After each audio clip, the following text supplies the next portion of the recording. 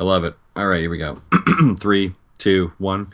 Welcome to Nintendo Dads episode 87. On tonight's show, we discuss the NES Mini Classic Edition. Animal Crossing gets an update 4 years later, and Justin finally gets Pokemon Go. Plus your questions and so much more. Zach, cue the music. Oh wait, yeah, right. There's no Zach. So, I guess that's me?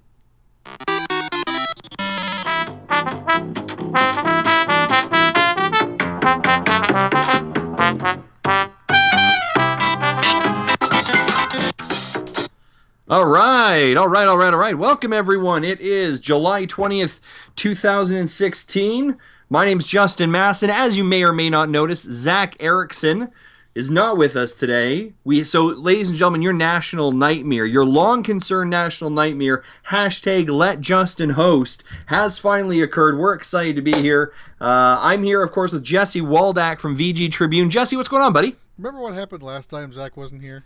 Yeah, we couldn't actually do an episode without him. So fingers crossed this actually happens. Right. For those of you that don't know, the last time we did this, it was just Jesse and I, about a year ago this time, actually. Around. And we did the episod. It was great. I thought it was probably our best episode ever.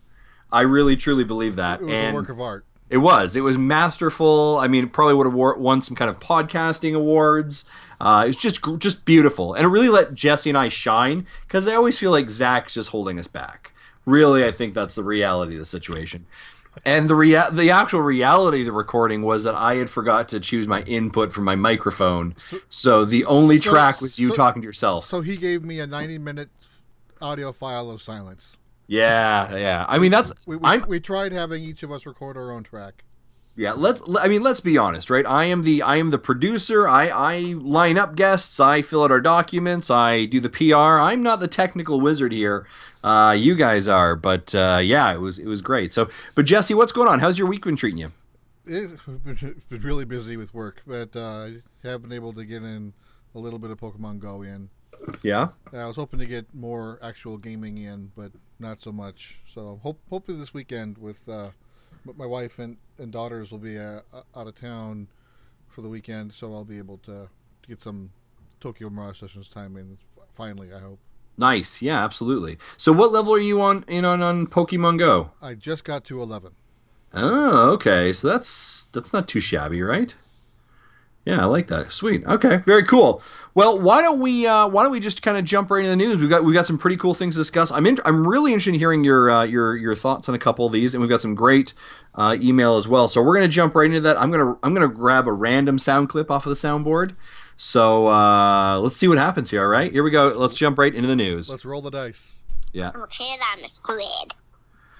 All right, that was I'm a kid, I'm a squid. That was different. Yeah. I mean, when Zach's gone, you just, Please understand. I mean, that's really the best I can do, right? That's really the best we can do. Of course, Jesse, you and I both know, but of course our fans have to know that our news is brought to us by OneUpBox.com. We have an awesome partnership with OneUpBox.com. They send us a box every month. We unbox it online, post on our YouTube channels. I love their stuff. They send their exclusive t-shirts in there every single month. If you guys like getting geeky boxes sent to you every single month, head over to oneupbox.com. Because we love you and they love you, use the code NintendoDads to get money off your first box. Thank you very much to oneupbox.com for their partnership. All right, so let's head over to the news. Jesse, kind of an interesting news week, right? I thought it was, at least. It definitely was more exciting than the last 2 or 3 weeks. We actually have stuff to talk about. Yeah, and I guess the big thing, right? Like the heavy hitter, the thing that punched out, was actually Thursday morning, right after you guys recorded with good friend Adam from Mega Dads. I guess Thursday morning. Because stuff like this always happens after we record. Yeah, I don't know why we record on a Wednesday. We really should record on a Thursday, because that's Nintendo traditionally drops out big hitters on their Thursday morning. So I don't know what's wrong with us. It's because, to be honest, we like to try and get a day ahead of IGN and just sound like we're really smart, and we're not regurgitating their stuff. And sometimes it works, sometimes it doesn't. Yeah, exactly. In this case, it didn't. But on Thursday morning, Nintendo announces the NES Classic Edition with what appears to be the size of a hamburger in your hand, or that person has the largest frickin' hands in the world. to actually roll this thing out. So I'm voting Jesse, for the hamburger size. yeah, the hamburger size. So Jesse, what are your thoughts on the NES? The NES Mini, or I guess we should probably do a little bit of a breakdown of it. I guess, right? I do have some information on it. Yeah, So I think first of all, I think the website that Nintendo has set up is great. It yeah, brings back that old NES marketing nostalgia. yeah, they, and that's the thing. They're really leaning into this kind of like old school retro feel, right? Like the box is the old NES box, or at least the NES box look. Obviously, they've modernized it a little bit. The NES controller box is the same, right? Like this definitely feels, and even reading their PR statement, I laugh. It says, if you see a Nintendo Entertainment System on store shelves this holiday shopping season, you haven't entered a time machine, unless everyone around you is wearing acid wash jeans and neon leg warmers. If that's the case, you have They're up to here. yeah, if that's the case, you've unknowingly walked into a rift in the space-time continuum. The most likely scenario... Great Scott! Great Scott, Marty! Yeah. Yeah, so they launched this thing, so this is really quite cool. This is a preloaded NES, and we do say it's, I mean, it looks in the picture about the size of a cheeseburger, right? Or I guess what I would say an American cheeseburger, so it's a little bit larger. But it comes preloaded with 30 NES classic games. And it comes with an NES controller, HDMI cable, AC, adapter. I'm going to run through these games here. Actually, I'll pause there. What do you think of this so far? Are you excited for this, Jesse? I am, and I think the number one reason to buy this game is that controller. Because notice what the controller ports are. They're old. Well, what are they? What am I missing here? You don't recognize the shape? Well, now I want to. Well, other than the fact they're the old NES. Wait, what is that? That's the bottom of a Wii remote. Son of a... Oh, yeah, it is. So you can... Well, apparently Player 1 has to use the NES controller that comes with it. Player 2 can use any Classic Controller or Classic Controller Pro that you would use in a Wii remote. That's fantastic. And then also, on the other side, you can use the packed-in controller with your Wii remote and play your NES Virtual Console games on your Wii or Wii U. That is awesome. With an authentic controller. That's the part I'm actually most excited about. So in theory, could I just buy the NES controller and attach that to my Wii remote and to play? And then play whatever you purchased on Virtual Console? Yeah. Yes. Really? Huh. Now I'm even more interested in Nintendo. Well played. Well played. I know a lot of other shows who've talked about this, are more looking at the list of games and saying, yes, it's good, or meh, not so much, and not really looking at the hardware. Yeah. But me as a collector, I don't care about the games. It's the hardware piece that I'm more interested in. Yeah, hey? So it really didn't matter what games came packed in. I'm wanting this thing, and I'm wanting that controller. Yeah.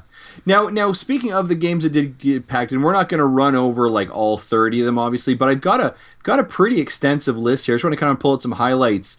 Balloon Fight, Bobble Bobble, Castlevania 1 and 2, Donkey Kong and Donkey Kong Jr., Double Dragon 2, Dr. Mario, Excite Bike, Final Fantasy, Ghosts and Goblins, Ice Climbers, Kid Icarus, Kirby's Adventure, Mega Man 2, Metroid, Ninja Gaiden, Punch-Out! Featuring Mr. Dream, Pac-Man, Star Tropics, Super Mario Bros. 2, Super Mario 3, Legend of Zelda, and Zelda 2: The Legend of Link. That's a top shelf. Yeah. You say you're not going to read all the games, but you still read like 25 of them. Yeah, I still read a good chunk of them. I was scrolling through. I was like, that's a pretty good chunk. It's not all of them. It's pretty good, but that is pretty sweet. What do you think? Now again, you're not really worried about the software, but is there anything on there that's got you like, yeah, I'm pumped to try that? There are some games here I'm kind of like, I would have liked it a little bit if they swapped it out with another game. Like Ice Climbers, put in another Mega Man instead. Right. But all in all, I'm liking this set of games. I'm excited to see Final Fantasy in here. And, on the other hand, then I kind of wish Dragon Warrior was in here. Mm-hmm. But I'm also thinking, if you look at scroll back up. If you look at the full name of this item, yes, it is if you look at the Amazon listing, the full name of the item is Nintendo Entertainment System: NES Classic Edition, which makes me think there might be more products in this line. Yeah, and I mean that there's we're cracking open a can of everything here now, but you're right. Like, are we going to see in 6 months the SNES Classic Edition? Could we see the N64 Classic Edition? Or maybe is the NX name something related to this? What if this is the NX? Boom. They were like, what's working? Old school stuff. Pokemon appears popular. Let's just throw this at them and we're good here, y'all. So a lot of the games that look missing might show up in NES Mini 2. See, here's the thing that I kind of was thinking. So when I saw this, and it's so funny, I was out. Those of you who didn't know, I think Zach mentioned the show. I was out camping last week. I didn't. Yes, I could have dialed in through Skype, but I had poor connection out there. Nonetheless, so I kind of get up in the morning, and I'm going through my line chat and all with our good Patreon subscribers, and that's where I found out about this thing, and I was like, what is going on? So then I jump over to like Facebook. Facebook's flooding with this. Then I jump over to the press release and get this information. And the first thing I thought of when I saw it, and it was, again, I didn't really read the press release, I just saw it at a glance, I was like, oh, this is going to be able to put like my old cartridges in it as well. Right? I thought, yeah. So let's pump those brakes right there. So the cartridge is probably bigger than this unit. Yeah, that's exactly it, right? So there was a couple things that when I saw this, my brain started flooding of like, and this, I had not read the press release. We had not got a lot of information at this point of like, oh, this is going to be awesome. Here are some things that Nintendo can really do with it. Because I think this is a really cool idea. I do, but I'm gonna put a big like pause in that. I think this is a really good idea, but I think Nintendo missed the boat, and I am going to play the heel card on this episode. I'm going to be the angry, grumpy Zach role of when he doesn't love Nintendo stuff, because I think they made a huge mistake with this, and I'm going to tell you why I think they made a huge mistake with this, Jesse. And I'd love to hear your counterpoints to this. A, it's not connected to the network. You cannot connect it to a Wi-Fi network. B, it does not have expandable memory. And C, it doesn't put my old cartridges in there. Now that one I can get around. But my thought was, if this could connect to the network, right? You sign in with your My Nintendo account. You want a standalone virtual console machine? I do. And I want for them to then publish out a second batch of the the Classic Mini 2, where then you can have in the eShop for $30 you get another 30 NES games. And I do have a counter argument. Okay, but I'm thinking like this. I'm gonna pause though. I feel like that's a huge mistake because they have such an opportunity to be upselling you more and to be like connecting all these things. I'm gonna pause. You go ahead, Jesse. Okay, yeah, actually, IGN's podcast actually did a little jokingly said that this is now yet another device that is not connected to an account where the games are attached to the device, and yet everyone's going to be buying this thing happily and not calling Nintendo out on it. Well, that's exactly it, right? Like, come on, like at least, like, okay, I get the fact that the NES cartridge doesn't, like, I can, like, that's something I'm okay to live without. I'm like, all right, I can. It's the size of a hamburger. I get you. All right, I get you. But to say that it is not connected to a network and you can download another, opportunity for Nintendo to sell you edition 2 of another 30 games is a huge miss on their opportunity. Okay, now here's why I think the number one reason is why they don't do what you want it to do. Because they don't love me. They don't want people to mod it and hack it and install their own garbage on it. But couldn't you? I mean, you could do the exact same thing though currently with your Wii. Yes, and so the Wii U if you're daring enough. But that's one of the reasons why they released the Wii Mini. Wii Mini has no SD slot, so it cannot be modded. Okay, so I'm okay with. Okay, so let me change my statement then. I'm okay with it not having an SD slot.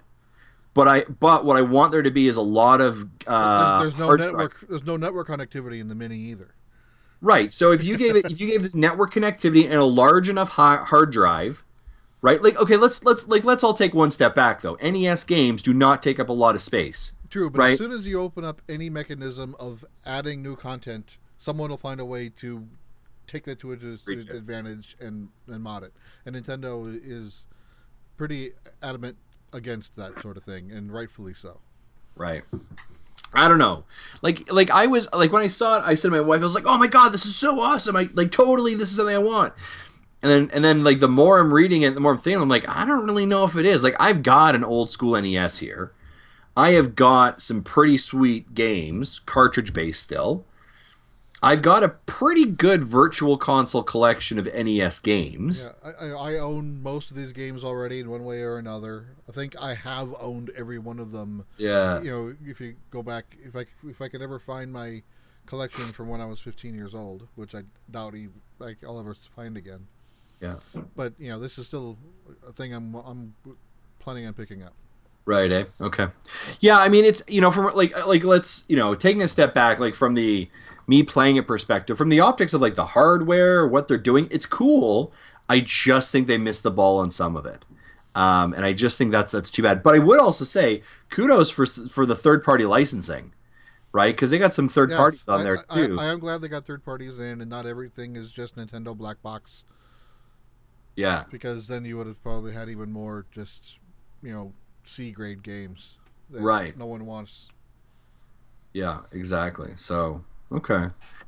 All right. Well, so you're in for this. I know that Zach is as well. Yeah, cause, Castlevania 2 and Zelda 2, even though they seem to be the heels of their respective franchises, I liked them just because they were different. Because at the time there was no set formula, so they just decided to try something different. Yeah. So I'm looking forward to playing those again. Nice. Any other kind of like final thoughts on this thing before we move on? Price point's not bad, right? I mean, I think it's reasonably priced. I think I would have liked $50 more than $60, but Yep. it would have made it more of an impulse buy. Get $60, you do have to think about it, but it does. I'm going to pay the $60. Right.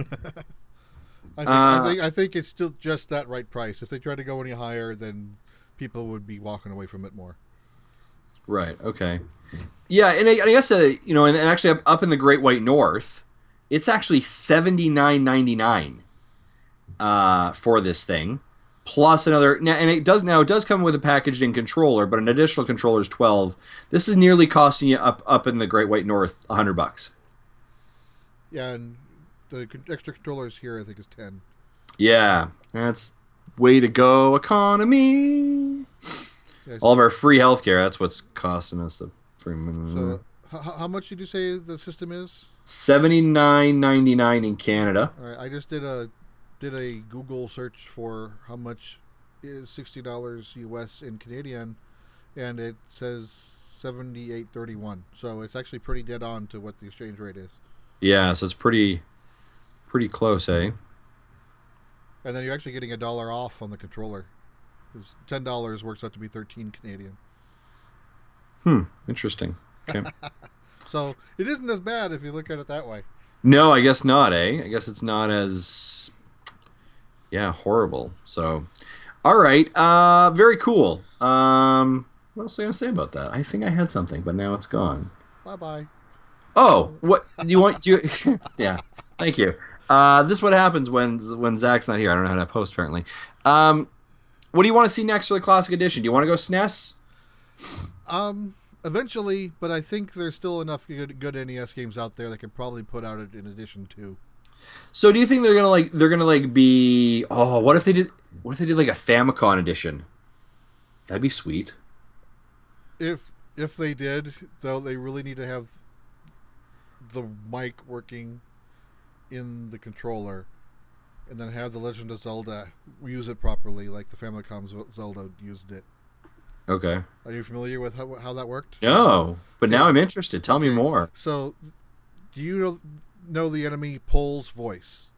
It's the yellow thing. It looks like a jumping rabbit Oh yeah, with the big ears. right. The hint to destroy it is they hate the noise. Hmm. What how you have to kill them in North American version is shoot it with an arrow. It's down in one hit. But I never understood why that has to do with noise. It makes no sense because an arrow is pretty quiet. In the Famicom version, you blow in the mic and they all go poof. Really? Yep. Oh, well, now that's interesting. Huh. Okay. All right. Very, very cool. Or you yell in the mic, whatever, and they got a whole room full of them. The whole room will poof at once. That's very cool. I seen like a video of that. I think it was like Angry Video Gamer or something did that, and it was pretty amusing. Nice. There's nothing wrong with that at all.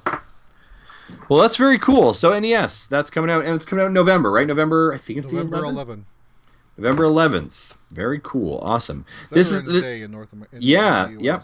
Absolutely. Up here, that's Remembrance Day. Nothing like a good way to celebrate soldiers than video games, I guess, apparently. Might want to choose another day for your release date there, Nintendo. But it's interesting, right? Like Better than releasing a game on the 11th of September.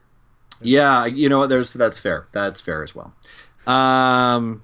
It's unfortunate that we live in a world now where we have to be very cognitive of what dates there are because of tragedy. But that's a different podcast altogether that we can talk about. In a few years, every day will be a bad year. Yeah, every day is a bad day. How do you think, Jesse? We've talked about Nintendo, and this is one of the things I love about Nintendo, right? Everyone's doom and gloom. Oh, Zelda we're not getting until next year. NX we're not getting until next year. And then out of the blue, like out of nowhere, Nintendo says, by the way, you want a cheeseburger NES that plays some wicked old school games? Here you go. And the internet goes like nuts for it. And I'm hearing like, I want pre-orders and this and that. How does this help Nintendo? Does this save face with them, kind of knowing where they are currently? Is this good for their bottom line? I think it does, and while I don't think it's intentional, I think the hype of Pokemon Go is really helping this hype stay high and right as fast. If Pokemon Go didn't release yet or just completely flopped, this would have gotten me excited just because the collector, but I think in the general 30-something 40-something audience wouldn't have caught on like they did because of the Pokemon Go. Right, yeah. Like this and Pokemon Go are great examples. I mean, this one specifically. I mean, we do a show. My first video game console was an NES, right? Like I love this idea. Both are riding the nostalgia train. Yeah, absolutely. And we're all like on board, right? We're like, woot, woot. And the amount of tweets and messages that we got on our Patreon line and on our direct Twitter account were like, people like, I am buying this for my daughter and this is going to be her first video game console. I'm so excited. And like, that's awesome, right? Like that's the energy that I love to see about what Nintendo does, their product does, and the ability to bring people together. And Go ahead. This is a good product for kids. Because absolutely. The original NES is actually a rotten item for a kid. So many moving parts, so many things can go wrong quick. Yeah. With this, the only moving part you have to worry about is the power button and the reset button. Presuming they work the same way as before, they look like they could. Right.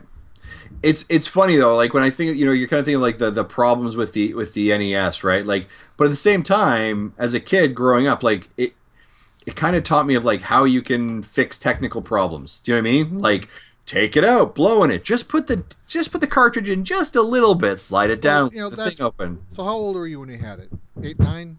I got it when I was 7, I think. 7. So yeah, that age is probably fine. I'm talking about like your 3 or 4 year old. Oh yeah.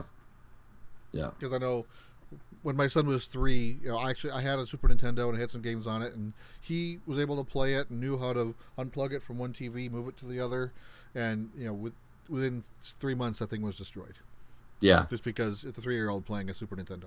Sure. Yeah, it makes total sense. There's no concept of of taking care of something at that age yet. Right.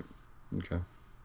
Well, either which way, it'll be interesting to see how it performs over Christmas. We're all upset we're not getting the NX, but looks like Nintendo, is probably making a smart play during Christmas holidays. Yeah, this definitely will make some people a little bit happier because right now, other than this, we're looking at Pokemon for the holiday game. Yeah. Because even Paper Mario would have already been out by this time. Mm-hmm. Yeah. Yeah, I mean, again, an example of you don't know what Nintendo's got up its sleeve, right? Out of nowhere, this thing comes out. So Speaking of out of nowhere, things come out. there you go. Good segue. I was thinking that as I was drinking my bottle of water. Those of you that are watching this on YouTube, I was like, drink, drink, drink. I was like, that's making a good transition. Yeah. Speaking of, tell me, Jesse, what's out of nowhere today? Okay, actually, I know nothing about this other than this headline. Other than the show notes. Okay. Animal Crossing, the new Leaf, got an update. Yeah, so Animal Crossing New Leaf will get amiibo support and more content.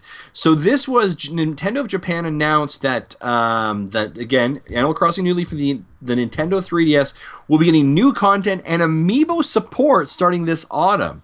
Now this is kind of crazy. Jesse, how long has this game been out for? 4 years, I think. 4 years, and I mean, now here's the thing: when I first started playing Animal Crossing, I didn't have any reference point. I knew of Animal Crossing. New Leaf was my first Animal Crossing. Yeah, and my first one was Happy Home Design, but everyone's like, no, you need to play New Leaf. And obviously, good friend of the show, Josh Thomas, he is like a foaming at the mouth Animal Crossing New Leaf advocate. Like, I am sure right now he's like fainting. We should actually just kind of like brought him into the call and see what's going on. To hear his thoughts on this. But, like, this is crazy. A game 4 years later is getting connection. So I'm going to just kind of read through. Now, this is... All right, before you do, I looked up the release date. In Japan was November 2012. So by the time the update comes out, it will be almost 4 years for them. We got it in June of the next year. Okay. So it's been about 3 years now. Well, 3 years. Still a good amount of time for sure, right? So because this game was released before really Nintendo started updating games. Yeah. So we figured this was this. Not going to be anything different than this. Yeah, this is what it is, folks, right? Now this is interesting, right? So now you're gonna I mean, Animal Crossing for some, I think this is a smart play by Nintendo. Yeah, I think it's a smart play. So let's talk about what's going to happen. They're expecting you'll probably see a sales bump. Makes sense. All those Animal Crossing amiibo went well. Yeah. So you can scan your cards, causing villagers to come to your village. So if you have amiibo cards, you can apparently do that. Animal Crossing figures are compatible. They didn't really mention how in this detail, and also has collaboration with other series of amiibos. So, for example, like Callie and Marie. So they actually have images I'm seeing of like where someone has used Callie and Marie's, have come into the game and have like a room themed Splatoon, and like your villager is wearing like Splatoon kit. Your character. So yeah, like it seems like there's a lot of cross functionality on this for sure. So that's very cool. So I don't know. What are you thinking of this? Is that cool, or am I crazy? I think it's cool, and I'm sure there are still people who play this every day, and they'll love the update. I didn't dig the game, and it's not going to be enough for have me go back to it. Another thing is, 3 years ago we didn't have new 3DSs yet. Yep. So most of the people, especially the younger kids, will have the original 3DS, so not amiibo compatible. So I wonder if they're going to stock up on the add-on bases. Maybe it could be, because I've actually never seen one in the wild. I'm sure the GameStops keep them in the back, but they've never seen them on display saying yes, we sell these. So you kind of have to know what you're looking for in order to get it. Yeah, that's exactly it, right? Like they were kind of different, right? They were not necessarily. You've got to go find that hockey puck, right? And presumably those will go on sale. Yes. So, yeah. Let's as we talk about this, what are your we know that Nintendo is going to be using one of their mobile games coming up soon is Animal Crossing. How do you think this might impact that game, or where do you think this tie-in, this connective tissue, might be? Because this is very strategic, right? The decision that they're making right now to give this game, a game that is 3 to 4 years later, an amiibo bump, right? A content bump. I am sure in that update there is patch information or some kind of background system that is going to connect in with the mobile game that they're going to release. They did say it was going to have some connectivity with other games. They did in the series. They didn't specify if they meant prior or future or both, but so it would definitely make sense for them to be adding Nintendo Network. I mean, My Nintendo logins, so you can pair, log into both games, your mobile, your 3DS, with the same login and have stuff share. Yeah, so that's kind of that's what they'll do with that sharing. I have no idea. Yeah, like I feel like this is Nintendo starting to get their, and we know that this mobile game is coming in autumn. That aligns with what we're seeing here. I think this is all going to come into some like part and parcel connective tissue there. But I think make sense. But I think it's interesting that they're drawing people back to Animal Crossing. And to your point earlier, we know those amiibos and those the cards I think sold all right. The actual figure is not so great. I don't know, like this almost makes me kind of want to go buy Animal Crossing, not because it has amiibo, but because I know, like, with the addition of the amiibo, with the mobile support, my kids are going to dig this probably. Right? My kids loved Happy Home Design, right? They're probably going to love this. So why did you not like it? And I'm not saying like you should have, but it was fun for a while, but it just seemed like it felt like a job. Okay. And, I'm just doing the same thing over and over again every day for 10, 15 minutes. This wasn't very exciting for me. Sure, that's fair. That is fair.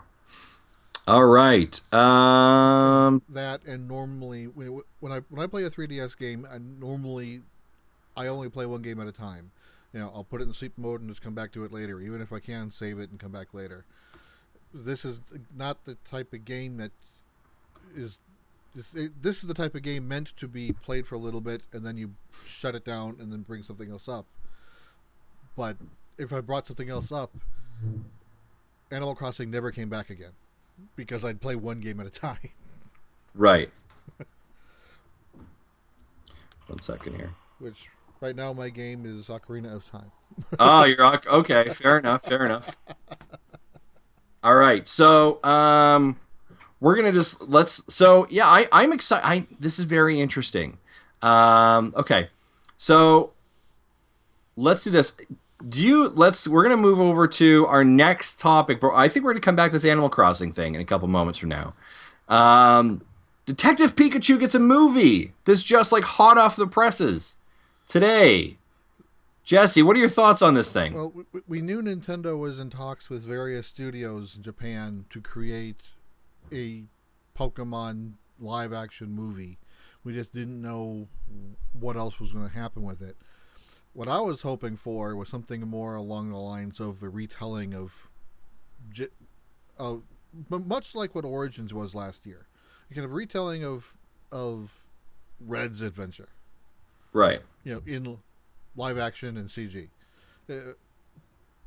Apparently we're not getting that. We're getting a movie based on a game that hasn't been released outside of Japan yet. Yeah, that's the thing that I was kind of like, I feel like, I guess this definitely, shouldn't say definitely, but this definitely feels like we would be getting this game soon then in North America if you're going to all of a sudden make a movie out of it. It does make, I'm sure if those surveys or petitions asking for Danny DeVito to voice Pikachu haven't died yet, there'll be more coming up. Right. Instead of voicing him for the game, we'll voice him for the movie. Oh, absolutely. We're going to take a pause right there. We got a special caller coming in. We do? We do. Hold on a second. We're bringing him in right now. Hold on. Here we go. Oh, I see. Yeah, what we you're do. Doing. We do have a special caller on the line. On the line with us today, like a caller. Like he didn't actually call. We connected him. But Josh Thomas. You did call in. You called me specifically. Good friend of the show, Josh Thomas, our resident Animal Crossing friend, who right now is working his way through a pizza, from what I'm seeing here.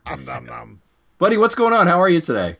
Not much. How are you guys doing? Not bad. So we saw this Animal Crossing news today Obviously, I'm sure you did, and I wanted to know where's your headspace with this? Because I've always been on the fringe of Animal Crossing, you know that, but I know you've always been like super passionate and loving it. How is this landing with you, and what are your thoughts? And I don't know. I mean, it's something that would have been a lot more exciting 3 or 4 years ago for sure, because Right. the game's a little bit old by now, and it's definitely something that I expected to happen, but I assumed it would be with the next Animal Crossing as far as like amiibo support goes.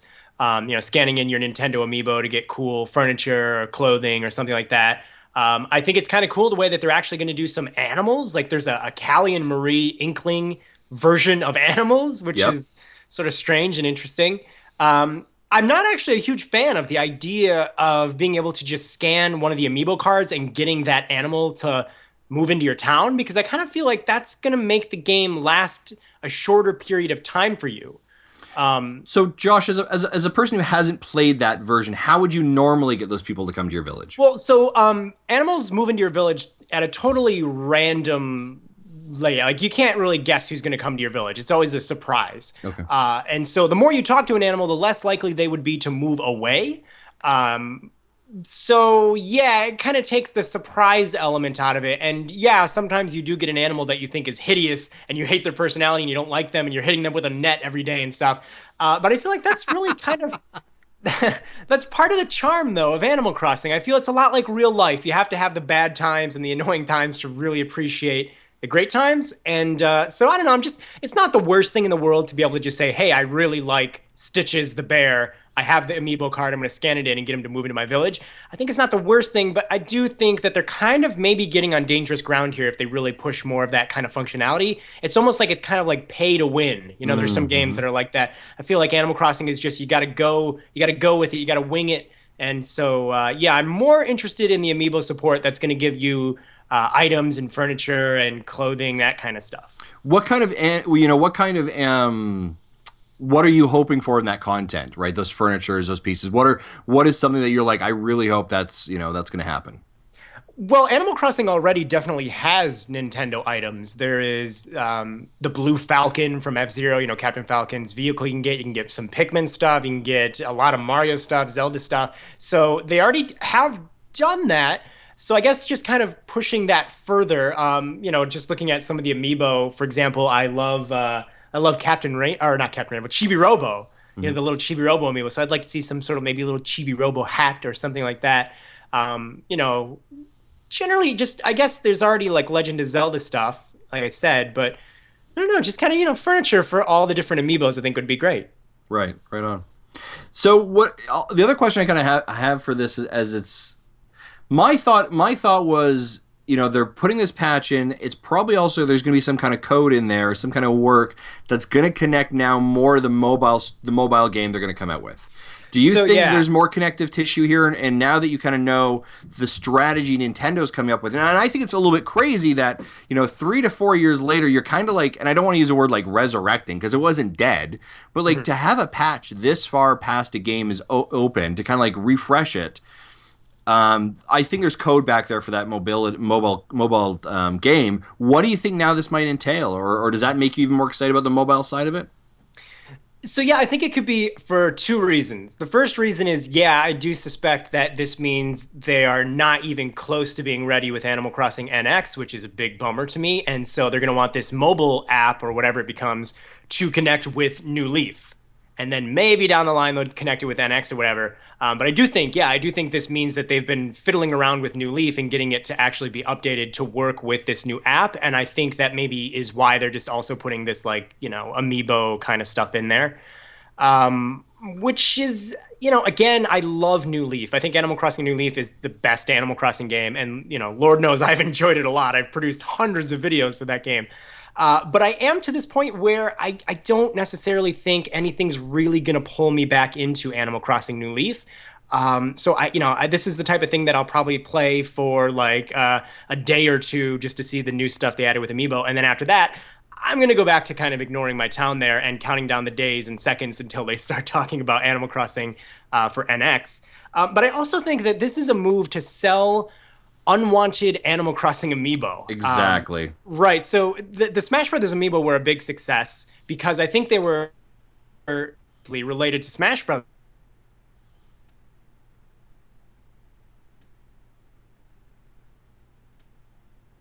For the Amiibo Festival, which is a little bit less loved. So I think this uphill battle where it's just, God, how are we gonna get this to be a demand? And I think this is one of the ways that they're thinking that they some of that product there. We've heard that the costumes that are sort of cards and the characters figures do yet. Is that correct? I'm sorry, what did you say? You went out a little bit there. Oh, I was saying we know that the cards actually just bring the villagers to the village, but we don't know the figures. Right, the Animal Crossing Amiibo cards definitely are about bringing the character to potentially move into your village. And as for the figures, I don't know that they've necessarily talked about the Animal Crossing figures, but they have spoke about, like, the Callie and Marie Amiibo from Splatoon. Those will give you special stuff for Splatoon, like wallpaper, furniture, accessories, and, furniture. Nice. And apparently there's, like, EB Games in Australia is having a sale where these Animal Crossing Amiibo are on sale for $4 each for 4 days this weekend.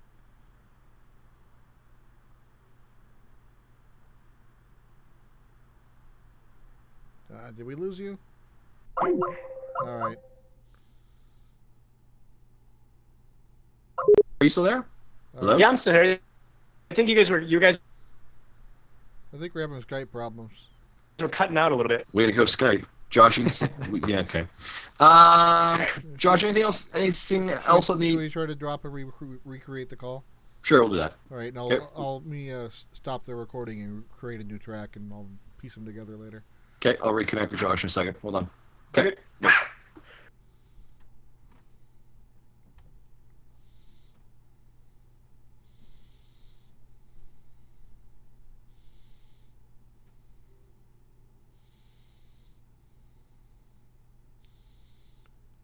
we're just waiting for the call back.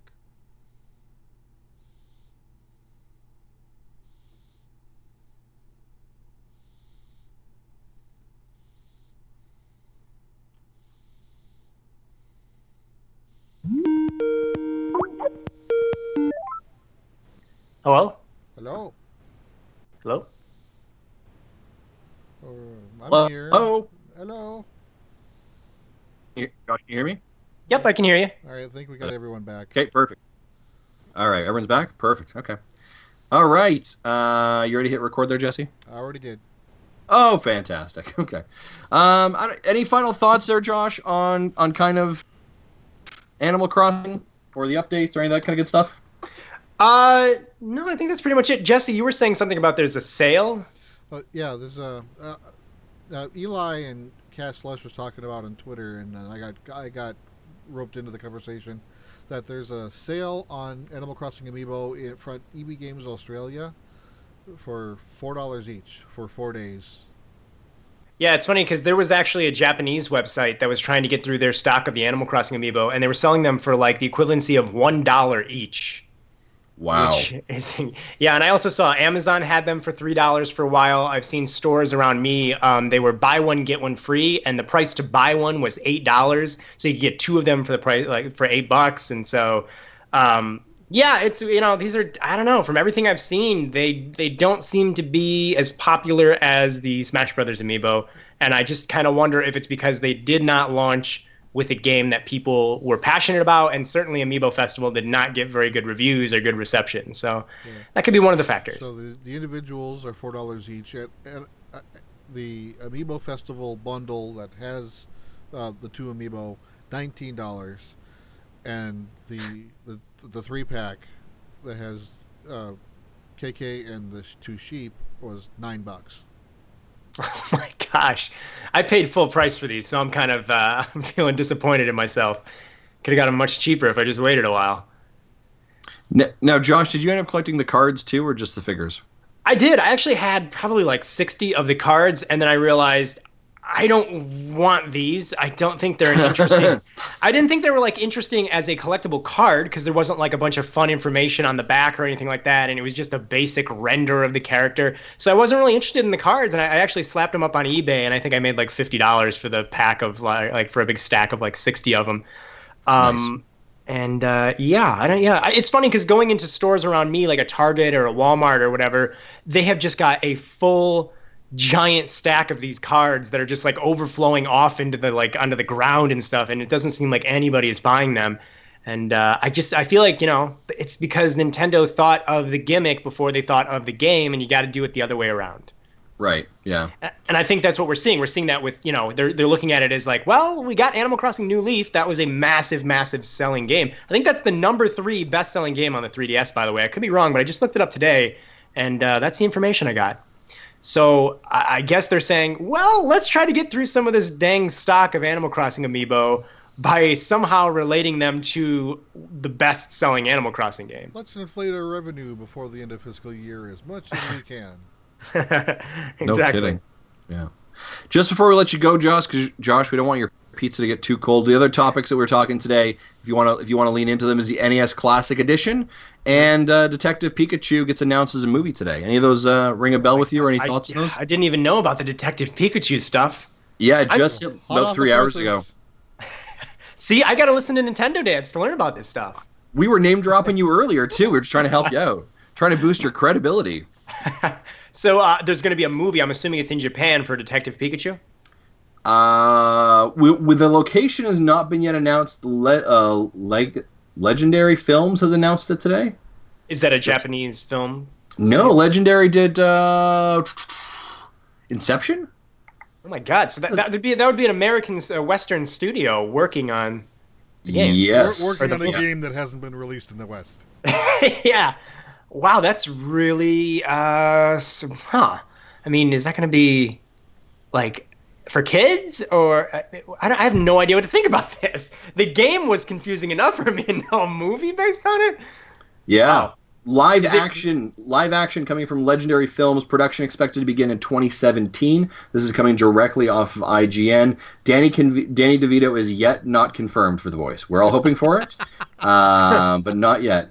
So Universal Pictures will distribute the film internationally, except in Japan, where it will be distributed by Toho Pictures. Sources tell The Hollywood Reporter that Netflix was also interested in the rights. Does IGN actually name drop him, or did you just throw that in there?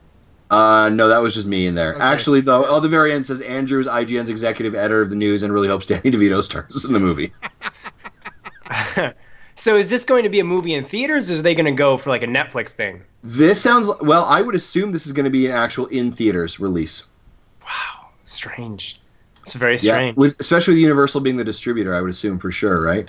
But I mean, this is interesting, right? Like it's and I mean, this is good timing, right? Pokemon Go, has basically swept the world. So this is a hot topic there. And now, interestingly enough, Detective Pikachu has not come to North America yet. Now you have you've played it, have you not? Am I wrong or am I right? No, I've never played Detective Pikachu. No. Okay. But yeah, I mean, I don't know. This is, and I don't know if I was to go to the Pokemon well, I don't know if Detective Pikachu is the thing I'm going to do first. Yeah, that's the same thing I was thinking. I was thinking, why not make like a live action Pokemon movie that has sort of teens as the trainers and has like CGI Pokemon and stuff. Which is exactly I just said 20 minutes ago. I said like just similar to Origins from last year, just a retelling of Red's story. So. Because I know that Hollywood has wanted a Pokemon movie for a very long time. They keep hounding the Pokemon Company and Nintendo. They want to work with them so bad. So it'd be really weird if this is the project they give the green light to. So this is interesting. It actually says Legendary Pictures has announced it has acquired the film rights to Pokemon. Okay. And will begin production on a Detective Pikachu film next year. So not only have they, so they've actually got the entire rights to Pokemon, but they're starting with Detective Pikachu. That wouldn't be what I would do. That's very strange. I'm amazed. I just talked to Roger today. We had a discussion, and he mentioned none of this. Is this just like brand new, hot off the presses? This was as of like 3 hours ago. Okay, I talked to him before that. I got to see what his thoughts are on this. I'm amazed he hasn't been texting me about this. As I say, is he online right now? No, he's not on Skype. What a jerk. You know what? See, you guys, who's the guy you guys can depend on? Josh Thomas. This guy right here. All the time. It's either that or I was gonna bring in Dan Koopman too. I mean, he was online, but we went to Josh first. I mean, that's the way it works. Dan's a good guy. Yeah, I don't know.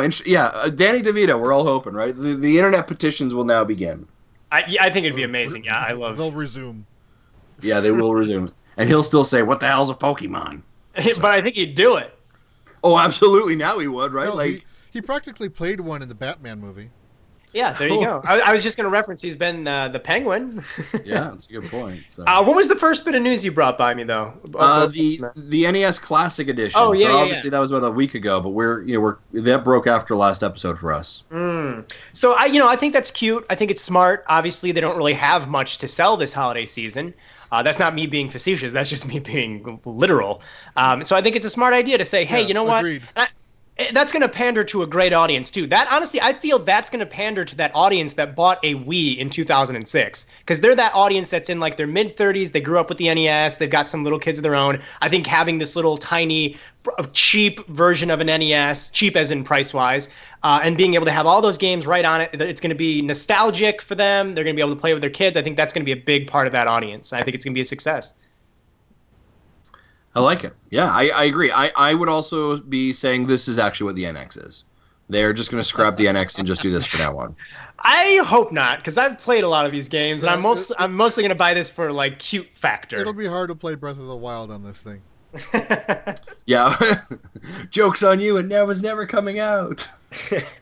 Nice. We'll get an 8-bit Zelda 3, Breath of the Wild. Yeah, no kidding. All right. I think it's cute. I think it's going to do well. Nice.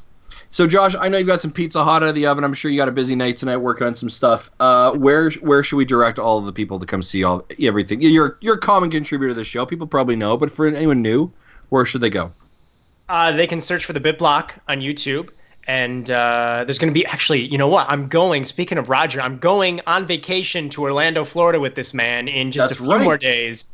And there's going to be a whole bunch of videos of our trips to Disney. We're going to be doing tons of vlogs from there and videos and all sorts of stuff. That's awesome. And is it Universal that no longer has Jaws in Florida? You had to bring this up, didn't you, Justin? Sorry, sorry, buddy. I'm a jerk that way. These wounds will never heal. They're always raw wounds. I know your love for it. I was like, but here's the thing. I couldn't remember if it was the Florida one or if it was California. Universal Orlando, yeah. Okay. I'm sorry. But one of the things we're going to film, actually, is we are going to scope out where we feel Nintendo Land is going to be. So we're going to be literally there being like, no, this can move, this can go. So we're going to do a whole video speculating where Nintendo Land is going to be built at Universal Orlando. Then you'll plan another trip in 10 years and see if you're right. You guys should just go before you head over there. Head over to a dollar store or whatever it is and buy sidewalk chalk and just start walking around the park etching out where it should actually be in sidewalk chalk and marking off. Sure, that won't get you kicked out at all. I've done way worse at Universal and didn't get kicked out, so I think we're good. You're good. You're square. I think I can announce this. It's been a couple of years. I think the law doesn't still stand for this. I stole a chunk of the bathrooms from the Jaws ride when the bathrooms were still there. Just took a big chunk of. There's the bathrooms were made out of wood siding, and the only thing remaining from the Jaws ride was the bathrooms. They were still exactly as they used to be. Wow. They're the town hall bathrooms. So I was like, you know what? I'm taking a piece of this siding. I just ripped it off, put it in my pants, and walked around with it for the whole day.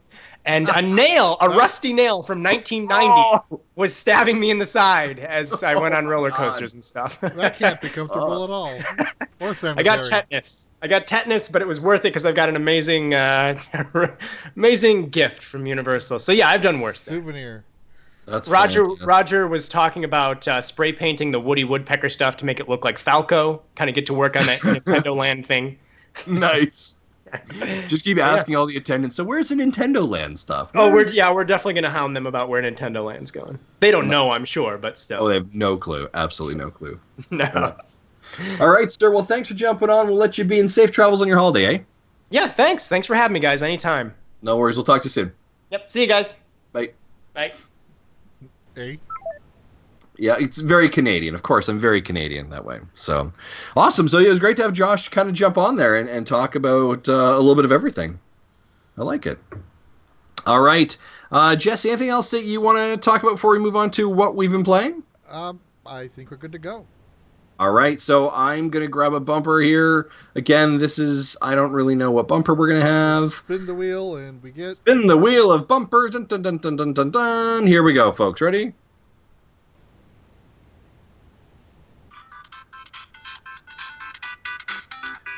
I can't play that bumper. That's the end bumper. I'm sorry. Imagine there's a really good bumper here. All right, Jesse, we're going into what have you been playing. Jesse, let's start with you. What have you been playing, sir? Okay, well, other than Pokemon Go, which I do want to talk about that a little bit. I was able to get to 11. I actually threw some money at it just because I ran out of Pokeballs. And I figured, that app kind of deserves it. I think, it caught my attention enough that it deserves some of my money. So I gave it $10 to get 1,200 coins, and I ended up buying 200 Pokeballs and an incubator, and I'll probably pick up another incubator with whatever I have left. I'm trying to log in now to see what my Pokedex looks like, but it looks like servers might be down again. Nope, here it comes up. Okay, I have caught 45 and seen 46. The only one that I've seen and didn't catch was a Golbat, like a week ago. And I think the last two rare ones that I picked up was a Ghastly. I finally got one today, and then a Geodude hatched, and I don't think I've ever seen one on the radar at all. So that's kind of rare around here. So I got one of those. And Paris just spawned, so I'm gonna try to catch it while I talk. Nice. So then again, work's been pretty busy, so I haven't been able to do a lot of gaming. But I did what little time I did have, I did start up Ocarina of Time again on the 3DS. I remember I tried it a few weeks ago, but it shut off on me before I could save it. Right, yeah. I was sure to not have that problem, and I saved often. Save early, save often. It's good. I like it. So I just got to the point where I'm up into the Goron City for the first time. So still really early on. Perfect. That's pretty much all I've been doing. All right, very cool. So I much like you are into the Pokemon Go. So it finally released up here in the Great White North, Kadoo, of Canada, and that was released. It was like noon on Sunday, and I was out in Medicine Hat, not too far from Lethbridge, about 2 hours, out with my good friends. They had their son's birthday party, and I'm out there, and like we're out kind of in a park. There's tons of people zipping around, like stopping, and like they've all got their phones out, and kids are playing, and like I'm literally watching Pokemon Go in front of me, essentially, right? But I'm not participating, and I was like, this is it. Like I'm just gonna do this iTunes US thing. I'm gonna flip this, all this, I'm getting frustrated, right? Because it looks like a good time. But finally, Sunday at like noon o'clock, boom, they release it. Download it. Of course, the moment I download it, their servers crash. Not a shock there. And we begin this kind of fiasco. But I now have had it for 3 days where I've been actively playing it. I am on level 7. 7.5, I guess, is kind of where I truly am. I have picked my team. It's Team Valor. I think Zach, and I know I've also picked Valor, and I think Zach's also picked it. So the three of us are all Team Red. Yeah, that's right. That's kind of surprising. Yeah, that is a little bit shocking for us. Considering the three of us normally can't agree on anything. No, that is a little bit odd. I'm glad we all came to that completely by ourselves, actually. So yeah, I've been playing it for my Pokedex. I have caught 24. I've seen 25. The one I missed out on was a Growlithe. Growlithe, there we go. So that looks pretty cool. I haven't seen one of those yet. No? So by me, there are a fair bit of Pokemon stops. There is probably, like, directly from my house, I gotta go about half a kilometer to a lake, and there's one there, and then there's like 7 really close to college, which is about 2 kilometers where I am. So that's pretty easy. But what I've been doing, and if you follow me on Twitter at Masson23, this last week, this Monday, I decided to start a fitness challenge. Ironically, basically the same day I started Pokemon Go. Because I was like, I like gamification, I like fitness, let's see what happens here. In the last 2 days, Jesse, I have walked 13 kilometers and I have biked 12 kilometers. So I have traveled 25 kilometers in 3 days of exercise. I get up at 5 o'clock in the morning, start exercising at 5:30. It's either a walk or a ride. And you know what? My path is all about Pokemon stops. And I don't really know why. I don't like it. It's sort of compelling, but I feel Pokemon, like it's you don't need a reason. There's Pokemon stops. Yeah, it just kind of incentivizes me, and so I have my podcast running in the back, like when I'm listening to it, I'm walking. Plus, I have the app running at the exact same time, so everything has like that Pokemon bass music on the background as I'm listening to podcasts. Oh, I shut that music off the first thing I did. Oh, I should do that. Shut it off. But don't. But no, because I want to listen because I want to hear when the Pokemon come up. Well, you can still keep sound effects on, but the music off. Oh, well, now I'm interested. So yeah, that's been very cool. I have enjoyed it. It's been a very interesting experience. Of course, there's been some server lags every once in a while and problems. In fact, battery save mode is now working. That didn't work initially.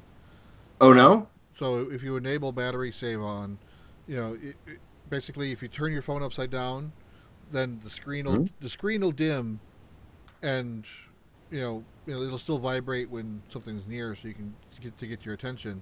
But with the screen dimmed, it won't. It won't be. It's not rendering all the graphics all the time, and it's not burning all that energy, just showing a bright screen. And then when you want it back again, just flip your phone back up. So nice. Turn it upside down, pocket it, and it'll be in low power mode with the app still running, so all your kilometers for your egg counts and whatnot. Yeah, I've been with my walks. I've definitely been scoring those egg counts. I'm not going to lie to you. So that's been pretty neat. It's been a very cool experience, and it's very interesting to watch socially as well.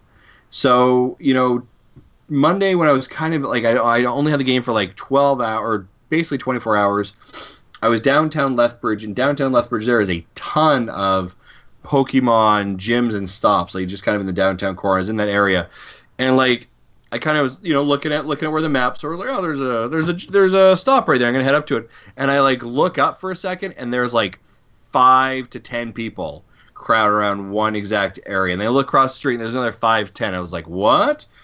And then a couple of them had like a purple haze around it. And I was like, oh, that's the incense stuff right there. They're trying to bring Pokemon there. And so I just we all sat there, and it was such a weird thing to watch. The incenses are only used for you, but if at the Pokestop, it's the lure that can be turned on. Oh, the lure. Okay. And then that affects anyone within range. Okay. So I was in range, but it was so interesting to see people just kind of do this thing. So I like it. I think it's very interesting. I wonder how long we're going to stay attached to it. But I mean, it's done tremendous things for Nintendo. Their stock was almost at one point up by double. It's dropped down a little bit. They actually surpassed Sony as the most, financially the most powerful technology company in Japan, with their stock increase. So that's pretty. Wow. That's pretty incredible, actually. Thanks to this game. So, continue to play it. I'm going to introduce it to my kids in a little bit. I want to kind of just make sure that I understand it more before I introduce it to them. I also think it's going to just as soon as I introduce it to them, it's going to be like crack. Like they're just going to be all over it. So that's scary. Check out the Game Explain videos. They do a pretty good job of explaining what is true. They actually did a myths video. Saying, here's the most common myths, and only one of them was actually true, and one of them is a yet to be determined. Yeah, I ended up watching that actually today, and it was about renaming one of your the Evo one. The Eevees. Eevees, yeah. So that's been kind of cool. The other thing that I thought's been kind of really interesting is Now, again, my primary exposure to Pokemon before this was the game we played for Retro Rewind, right? So I didn't actively go searching this. So when I see these renderings of these Pokemon come up, I'm like trying to explain to people. I'm like, it looks like a hairball with arms and legs. Oh, it's a Mankey. And they're like, yeah, and I was like, oh, okay, it's that thing, right? So it's kind of interesting to kind of like learn a little bit more about these Pokemon as we go as well. What the anime kind of did that back in the late 90s to bring these things to life for the first time, even though it's not 3D rendering, it's still a 2D animation, and it still did a lot more to bring the Pokemon to life than just the 8-bit sprite on the black and white screen. Nice, I like it. So yeah, Pokemon Go, it's a thing. I'm liking it. Nothing too new that I'm sure everyone here hasn't already talked about, but very, very cool. I'm also playing Donkey Kong Country for our Retro Rewind, so that shouldn't be a shock as well. If you're not playing Donkey Kong Country, hey, what are you doing with yourself? Seriously, think about it. You should be doing that. So yeah, that's what we've been playing. With that being said, we got some mail. Let's jump into our mail. What do you say, Jesse? Sure, we're going to try to spin the bumper wheel again? Spin the bumper wheel. Let's see what we got here. I might. I think that's our title. Spin the bumper wheel. I like it. Let's see if I can find something here. Hold on. I'm just gonna play something. Okay. Here we go.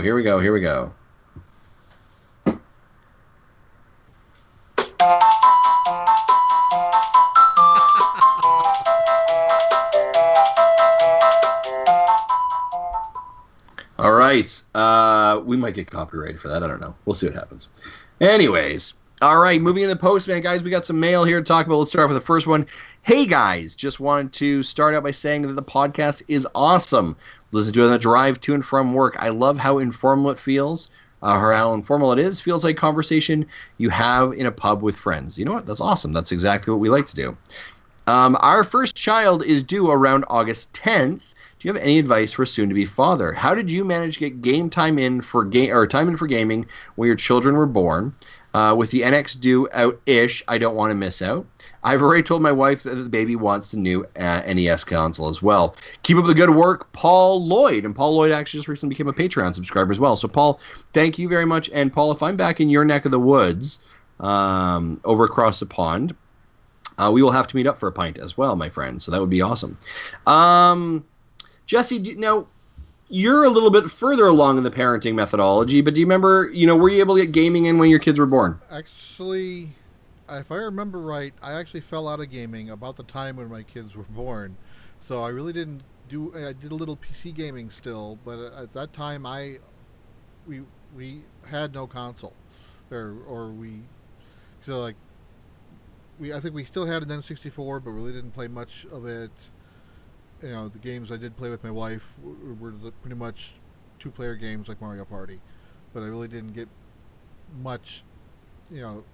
Past 2000, I really didn't play many games until I picked up the PS2 and GameCube, back around 2003, 2004, and then started getting back into gaming.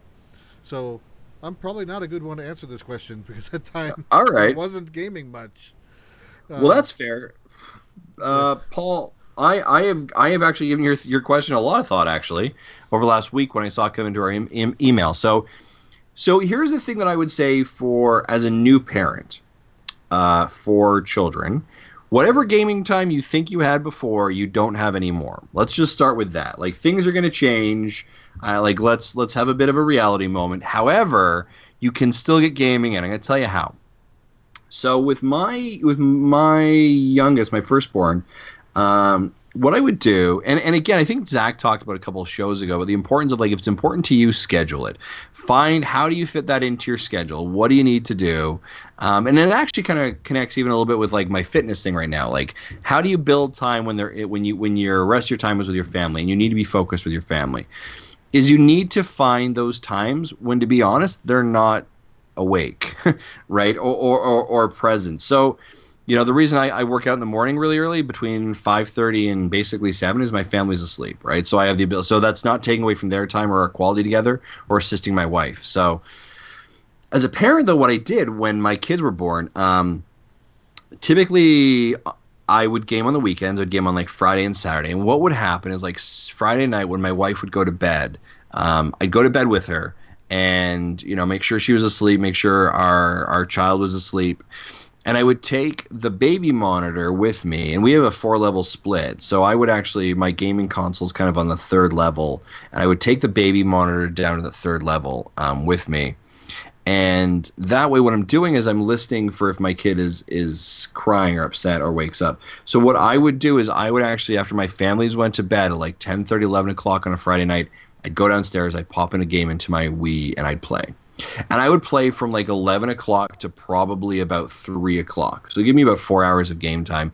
And I was also playing games, and here's a big pro tip for you. Play games that are not smaller, but like it's not a massive open world RPG, JRPG. Like it needs to be confined. Don't play Xenoblade. Yeah, it needs to feel like you're making progress because you may not go back to that game for another 2, 3, 4 weeks because, something else happens. The baby's colicky, they're dirty diapers, you're exhausted. And it's really challenging to go back to a game. You're like, I don't remember what I was doing 6 weeks ago. Unless you're like somebody who writes down notes of what you're doing.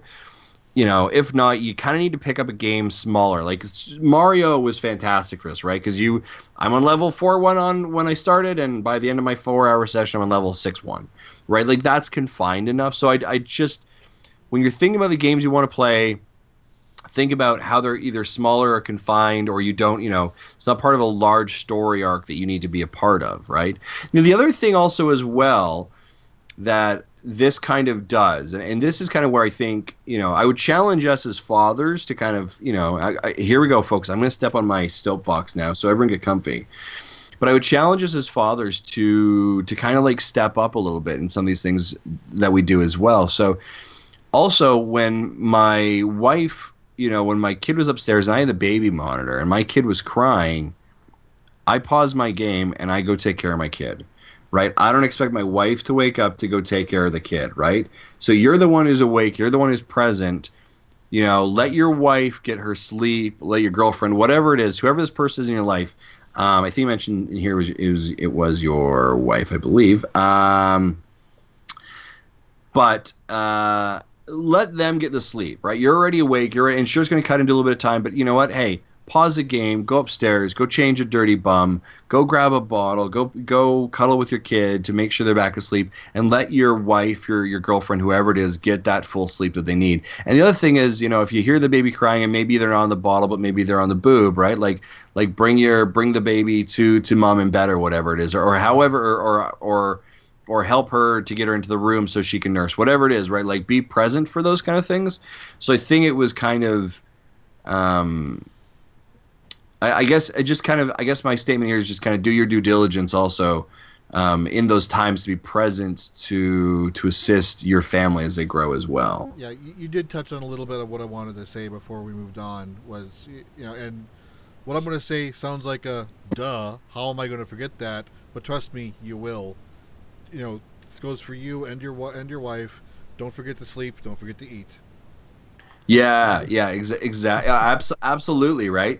Because and it's so easy for those things to, and especially when you're trying to like squeeze in these other things that you felt were really important, like gaming was really important in your life. You're trying to like squeeze that in. Like I was literally sacrificing sleep to get that thing in because I needed that. But in that awareness, I also had to understand that like I need to be present. If I hear my daughter crying, hey, you know what? I'm the one who's awake. I'm making that decision to be dumb and waste my time, my sleep time. Don't let that impact somebody else. So go upstairs, take care of your kid, do whatever it is so that your wife, your girlfriend can get the full sleep that she needs so that when she's, because like here's the way I look at it. Wife, girlfriend, whoever it is, your mate, they've just spent 9 months of their life carrying a small child in them who has sucked a lot of their energy, time, probably made them feel very uncomfortable, and depending on the birth, I'm sure was probably not comfortable in any which way. Right, so allow that person the opportunity, the time to get their rest in that. But yeah, eating and sleeping is important for it as well. Yeah, take care of yourself though, for sure. And I don't know, I probably went on a bit of a rant there, and I don't mean to and I know like in our community, I know that we have amazing dads who take care of both their wives and their girlfriends, whatever it is, and their family first, and that is. I think as men in society, stepping up to that mantle, right? This is not the old 1960s of like, hey, Susie, go get the baby, right? I'm doing my job. But we're all kind of, modern millennial men who take care of our families and those things before ourselves. So I would encourage you to do that. But I would also find ways to edge out times. Now, that was my tip for like how I would do it when they were at night sleeping. The other tip for you I'd have, Paul, is guess what? Mom and baby probably want daytime naps as well. Or baby probably wants daytime naps. These are great opportunities to have some gaming time, right? It's 2:00 on a Saturday in the afternoon. Put the little one down for their nap or whatever it is, and whether your wife just needs time or your girlfriend needs time to read a book or just go with her friends or relax. This gives you a bit of time to kind of just play some games as well. So that's kind of how I would approach it. But either way, Paul, congratulations. Also, I didn't say that. I apologize. Yeah, gaming in the priority list will change, and it'll as your child gets older, gaming can come back up in the priority. So Yep. don't expect to game every day, but get some in when you can. Keep your sanity, but more important, keep your health. Yep, absolutely. And I agree that the baby's first NES console is probably a very good choice. So yeah, thanks, Paul, for bringing that in. Sorry, I probably went on a little bit of a rant there and like went down some rabbit holes and soapboxes, but I've been thinking about it for like a week now. So yeah, Paul, congratulations. And Paul, once you have your baby, like on August 10th, around August 10th, please let us know. Like send us a message, a tweet, an email, a picture. We would love to know that. So I love that. Next one comes from Neil from the UK as well. We got a lot of UK listeners. I love it. Nintendo Dad, just thought I would let you know that some of your listeners are aware about a current sale on Curve digital games on the eShop, US and European. There are some serious discounts and some great games, but you also get gold coins on the original price of software. So it's a cheap way to accrue gold coins for the rewards program if you need a few more to get specific rewards. Thanks again for the great content week in and week out. Neil from the UK, and P.S. he is on hashtag Team Marie. So yeah, thanks Neil. That's awesome. Curve Digital. Jesse, what games have Curve Digital made that we need to be aware of? I'm sure you're pulling that up right now. I just looked it up. Stealth Inc., Game of Clones. Yep. Thomas Was Alone, The Swindle, Lone Survivor. Oh yeah. Those are some great games. Proteus, The Swapper. Oh, The Swapper. I love The Swapper. That was a fantastic game. Fluidity. Oh yeah, these are fantastic games. Yeah. Yeah, definitely. Neil, guys, take up Neil's offer. Head over to Curve. Check it out. Those are some great games. Get some coins. I like that. All right, this next one comes in. Jesse, who does this next one come in from? This looks anonymous. It was kind of anonymous. There is a slight hint of his identity in his signature, but this is weird. We'll get to that. Okay. I'll read this one. Sure. Okay. Dear Dads, many Pokemon Go fans have grown increasingly frustrated with Niantic's lack of communication with fans. Most mobile game devs today will actively communicate with users via Twitter or Reddit on the status of bugs, such as the three-step bug in Pokemon Go. At what point does it become harmful to the long-term health of the game, and how much should Niantic focus on communicating with the users? Sincerely, the Great Canadian Therapist. I don't know any great Canadian therapists. Do you? I know some mediocre therapists, maybe. I was thinking the same thing. I shouldn't say that. I love, So this is obviously from Zach. So, yeah. But go ahead. Yeah, I think if this was any other game besides Pokemon, it would have already been harmful. Mm-hmm. But I think with Pokemon on it, it gives people kind of a thinner skin as to the problems. I do agree that there should be some sort of communication as to status, server issues. Just put out, have a webpage set up with what the server status is, or send out tweets saying, "Oh, sorry, we're down again. ETA 2 hours," and or something. Because I'm seeing a lot of people on various sites saying, "I couldn't log in, so I tried uninstalling and reinstalling it." Like blowing up your client's going to fix the server problem. That's not going to work.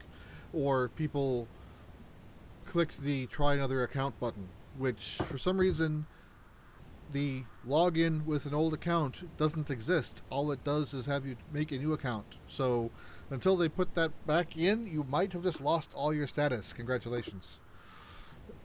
and you have to start over. So basically, if the servers are down, don't mess with it. Just put it away. Try it again in an hour. Is what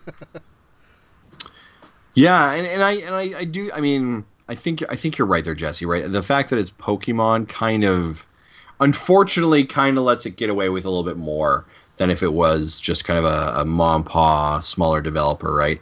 But I do also agree with this Canadian therapist, Zach, that really in this day and age of social media and communications, you need to be able to communicate a little bit better with your users. Speaking of users, we just got a message in chat saying, "What's up, you jerks?" which is Zach. Nice. yeah, way to go, jerks. Nice timing, Z. Yeah. So yeah, I now Pokemon Go, the actual Twitter account, I think has been relatively proactive. I think with communicating regarding their servers and trying to get information out and releasing like when the games were actually announced and released in the countries. But Niantic should. I don't know who's running that communication necessarily, but wouldn't be a bad idea. I would presume that's Niantic, but I think they need to have another Twitter account with a Niantic face on it, doing some talking as well. Absolutely. Jesse, any other kind of chat or questions in the comments or anything from there that on the YouTube stuff? The YouTubes? Let's see what we got here. We have NES Classic 2 Electric Boogaloo. Love it. Justin playing the heel card. Well done. Thank you. No Zach tonight should be interesting. And okay. Detective Pikachu is a total win. Yeah, I think it is. I think it'll be interesting to see what happens there. And Zach says they seriously need to get on that, though. Reddit is getting grumpy. Yeah, Reddit's always grumpy, Zach. All right, they're always a little bit argy-bargy. Also, if you're a Reddit user, don't hate me, okay? I'm sorry. I'm just spilling some mean truth here. I'm just playing the heel card. Everything's mean. Could be worse. Could be a 4chan user. There you go. All right. So, Jesse, anything else we want to talk about, or is that kind of wrapping it up? I think we can wrap things up. All right. So, just guys, a couple of last things. A reminder. Hey, guys. Retro Rewind. We're playing Donkey Kong Country. You should be playing Donkey Kong Country as well. Speaking of Retro Rewind, you know what? We forgot to mention that the Postman is actually brought to us by patreon.com/NintendoDads. Our patrons currently are the people who vote for the games that we play. If you want to be able to actually express your vote for what we play, head over to patreon.com/NintendoDads and just $1 a month, and it lets you be able to do that. So that's awesome. Big shout-outs to Adam Leonard from Megadads for our Nintendo Dads commissioned art. Check out his have you checked out his art recently, Jesse? He's got some stuff on his Facebook page. He just finished off those 4 Mario scenes. They look freaking epic. I saw that. Those are awesome. I know. I'm totally thinking I want to reach out to him and get a copy for my house, in my office. I think it's amazing. So if you guys are interested in the amazing work that Adam does, you got to head over to either megadads.org or head over to find them on Facebook. They're all over the place, so it's pretty awesome. All right. Now, I'm not going to have the smooth cadence that Zach does for this outro, but let's see what we got. All right? As usual, guys, you can follow us on Twitter at NintendoDads. Like us on Facebook, NintendoDads. Follow us on Instagram, NintendoDads. Email. I love email. I'm the guy who checks the email. Send us emails. We have people who love emailing us. So send us emails to nintendodads@gmail.com. Twitch, you can find us on Twitch. That's the thing we do. How about you like watching us live? Hey, you can do that. Go to youtube.com/c/NintendoDads, where you can see us live every single Wednesday night, approximately 9 o'clock Mountain Standard Time-ish, sort of. Also, check out the videos we do there on YouTube. We've got some unboxings. We've got some amiibos. We've got some plays. We've got some reactions. We got the show. All kinds of stuff. Also, call in and leave a voicemail, 929-25-NDADS or 929-256-3237. We actually did receive a voicemail. We did. Last week. I forgot about it until now. And we forgot to do it right now. Can we pull that quickly? Probably not quickly. Probably not quickly enough to lose with that cadence. So, guys, we're going to play it next episode. We'll do it next week when Zach's back. I love it, yeah. Just blame it on Zach, guys. If something's not working, you don't like how the show went, blame it on Zach.